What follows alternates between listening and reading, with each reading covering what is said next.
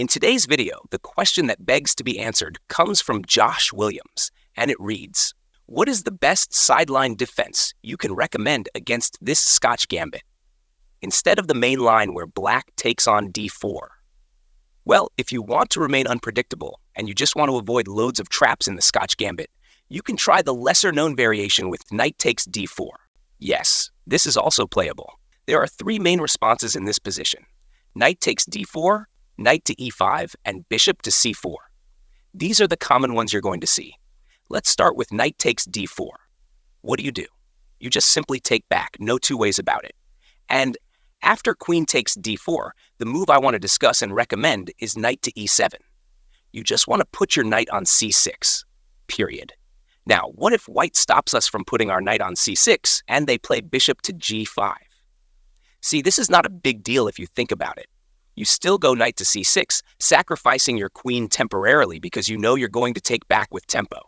If white takes your queen on d8, you're simply winning after knight takes, focusing on their pieces. This is just a free bishop, right? You don't believe me? If they ever try to rescue their bishop, maybe like this, you can simply take on c2. Now it's the rook that suffers. If white manages to drop your knight on a1, let it die like this, forcing white to have doubled pawns along the b-file, right? So, after queen takes d4 on move 5, you just go knight to e7.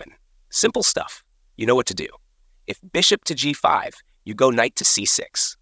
This time, let's say white plays bishop to b5, another aggressive move. If you just want to be tricky and enjoy chess, you can go pawn to a6.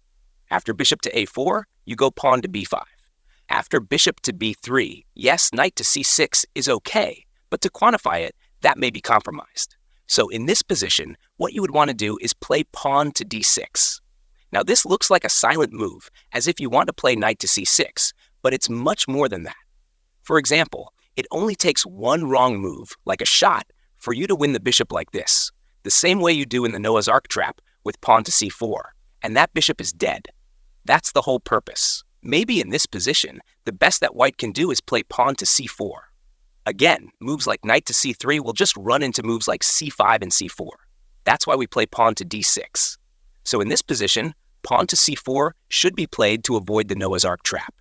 As per theory, you are supposed to play bishop to e6. Never mind, even if white takes on b5, anything you do here is okay. But what I would do is take on b5, allowing bishop takes to happen because, at the end of the day, I'm still going to remain with a strong pawn in the center. I have the connected pawns on the 4th rank, and I'm ready to push pawn to e5. If f4 tries to stop me from advancing my pawn, I have d5 or c5, depending on my preference. Once again, after knight takes d4, pawn takes, queen takes, and knight to e7, you're not going to see most of your opponents playing bishop to g5 or bishop to b5. I just wanted to address these two aggressive moves first before showing you the most common moves in this position. What you will see most of your opponents playing are moves like knight to c3 and bishop to c4. So, let's begin with bishop to c4, another aggressive move, maybe trying to create threats on the f7 square. Well, after this, you can just put your king's knight on c6. That was your plan. And in most cases, they are going to play queen to d5, trying to checkmate on f7. But here, you can just play queen to f6. If bishop to g5, you have queen to g6. They will probably castle short in this position. Another interesting idea is to go bishop to b4, like we do in the normal Scotch Gambit. If white plays a3 or pawn to c3, you just put your dark squared bishop on b6 later and castle short. But to maintain the advantage, Stockfish advises playing knight to e5. Why? Because you're simply attacking the bishop. If they play bishop to b3, maintaining their attack, now you go pawn to c6, chasing the queen away. After something like queen to d1, this is when you develop your bishop to c5, naturally stopping the move pawn to f4 from happening.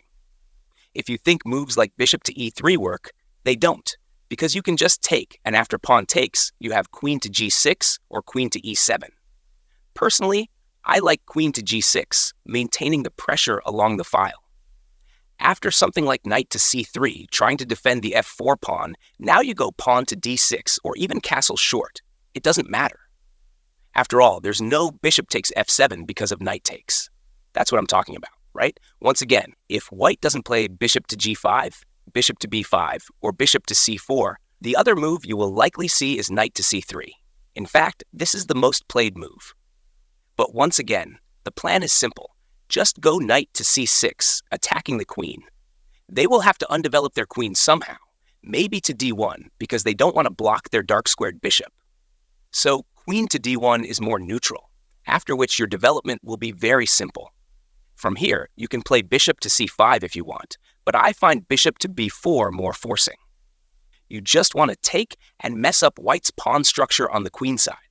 They will obviously play bishop to d2, and now you can castle short or simply play pawn to d6 to pave the way for your light-squared bishop.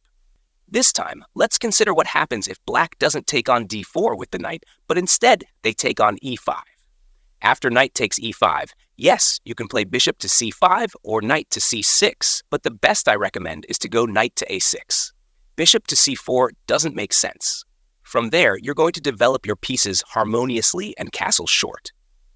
Once again, by playing like this, you eliminate a lot of traps and other tricks. Oh, by the way, if white plays f3 to guard their e-pawn, you can always play bishop to c5 if you want, or just pawn to d6 to keep everything simple.